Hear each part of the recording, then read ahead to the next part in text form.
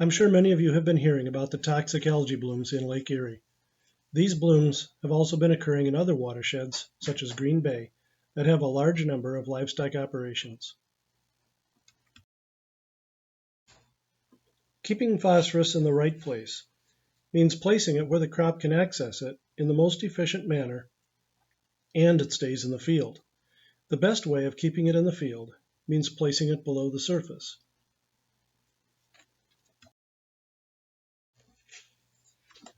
When phosphorus stays in the right place, we can enjoy water like this. Phosphorus plays a big role in both algae and water plant growth.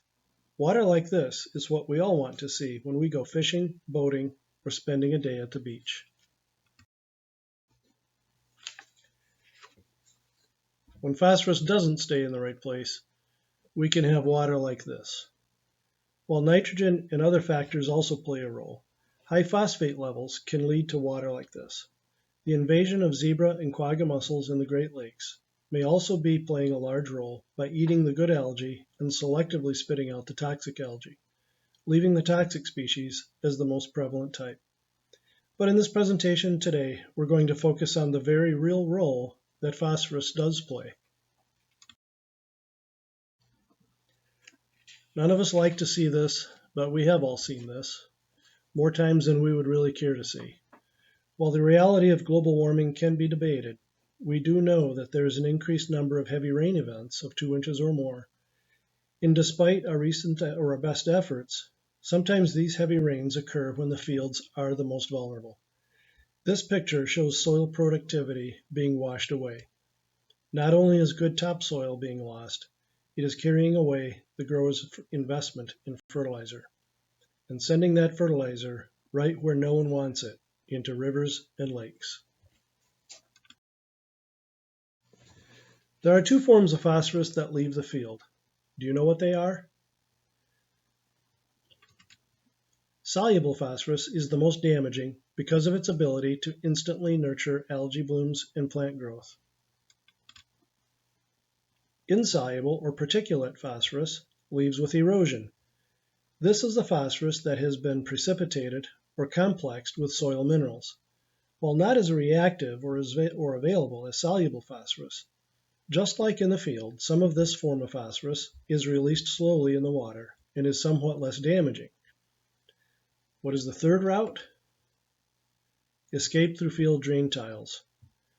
We normally consider phosphorus to be stable in the soil and not leach. It is being discovered, however, that phosphorus does actually move. We know at least through soil macropores, wormholes, and cracks, and whether it moves in addition to that through various types of soil structure or different types of soil that we have in the field, such as subsoil. We have retained Dr. Zohair Masri, a soil scientist and researcher who has done work around the world to study the movement of phosphorus in the soil profile. He's conducting experiments at our North Central Research Station in Michigan. This was an Ohio study that tracked soluble phosphorus levels in snowmelt runoff. In this study, there were large spikes of dissolved soluble phosphorus in the first melts of the spring, diminishing with successive events. This demonstrates how important it is to not surface apply phosphorus late in the fall and into the winter. So that's the dichotomy, isn't it?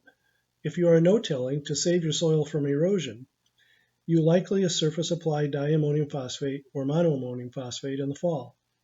Unfortunately, when it rains or the snow melts, your phosphorus isn't leaving with the soil particles because through no-till, you're protecting that from erosion. But it is, however, leaving with runoff water as soluble phosphorus.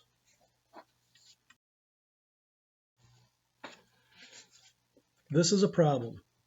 In northern states where there is a lot of dairy operations, this is a common sight. It has been discovered that this practice can lead to large amounts of phosphorus leaving the field come spring.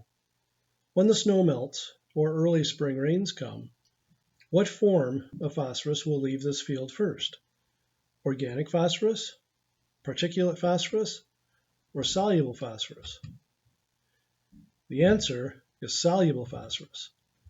That's right, about 60% of the total phosphorus in manure is inorganic, soluble orthophosphate, the very form that's 100% available to the crop and to the algae and water plants.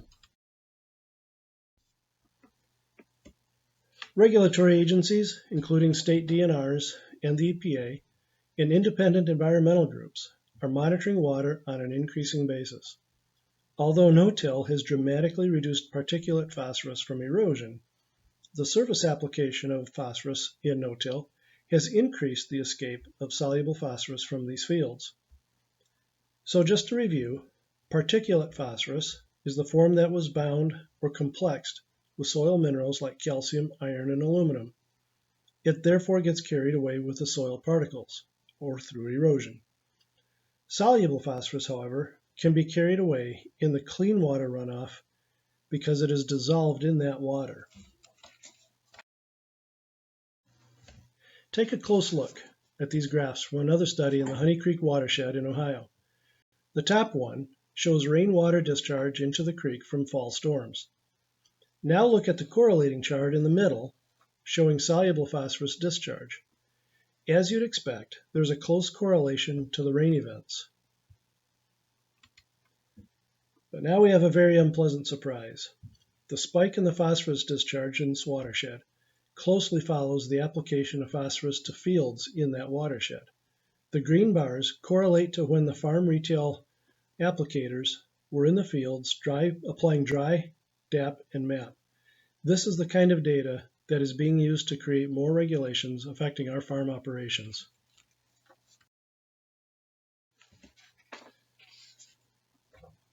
In the summer of 2014, the entire city of Toledo lost its tap water for an entire week due to a toxic algae bloom.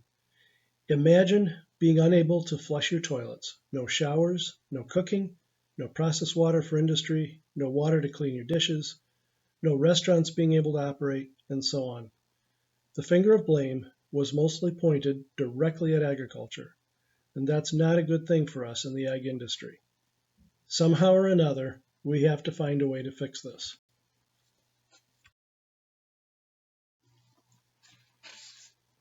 Unless we in agriculture get more and more proactive in fixing this issue, the regulators are going to do it instead.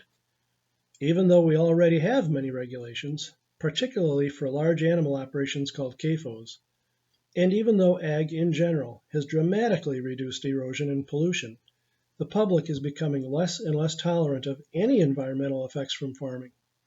While we in ag know and understand that we can never achieve zero runoff and still produce food, many urbanites are scientifically illiterate, and they just simply do not understand this reality. But there is good news. Here at Agro-Liquid, we have been solving this problem for our customers since our very beginning. We are a founding member of the Responsible Nutrient Management Foundation, and good stewardship of our soil resources is part of our DNA. It's who we are. Germinator's efficiency of uptake, compared to conventional fertilizers, allow our customers to place Agro-Liquid's Germinator below the soil surface at reduced total phosphorus levels compared to other products. We've been proving it for decades. Our entire suite of liquid fertilizer products are specifically formulated to be able to be put in the right place, at the right rate, at the right time, and they are definitely the right products.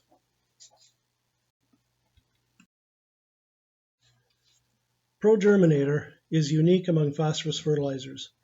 Its unique chemistry allows any type of application, including in-furrow placement, and it has an uptake efficiency 3 to 4 times greater than competing products. That allows our customers to apply significantly less total phosphorus. Take a look at these advantages. Germinator is composed of 30% orthophosphate and 70% polyphosphate. The ortho is immediately available to the seedling when placed in furrow. The polyphosphate is encapsulated in a carbon-based plant protein, preventing the phosphorus from fixation with the other soil minerals. And those would include calcium, iron, and aluminum. That polyphosphate then is released slowly over 90 days, thereabouts, depending on the temperature of the soil. ProGerminator is balanced with multiform nitrogen, non-chloride potassium, and micronutrients for optimal performance and extremely low salt index. And we know how important that is for seed safety. ProGerminator is the safest form of phosphorus we have ever discovered. The way it works is organic polymerization. The phosphorus in ProGerminator is protected from being bound with other soil minerals, which normal phosphorus will do very quickly. When the soil pH is below 7, the phosphorus begins to bind with iron and aluminum. More and more of that occurs as the pH becomes lower. On the other hand, if the pH is above 7, the phosphorus will begin to bond with calcium, and more of that occurs as the pH becomes higher. These reactions take place quickly with competing products and prevent the phosphorus from being absorbed into the plant. Years of research has proven ProGerminator to be so well protected, it is in fact 3 to 4 times more efficient in plant uptake than competing products. That means substantially less phosphorus is applied and much less is likely to be carried off the field. That's a really big deal. To summarize then, when combined with other best management practices to reduce runoff and erosion, using ProGerminator as your primary source of phosphorus will increase your crop yields, reduce your costs compared to conventional products, and greatly reduce the phosphorus escaping from your farm. Talk to your agro-liquid agronomist or sales professional about how agro-liquid products can be part of the solution on your farm. Find them by visiting agroliquid.com and clicking on the Contact Us tab. With thanks to the University of Toledo for information contained in this video, and to Reed Abbott, from whom I plagiarized 2 slides. This ends my presentation.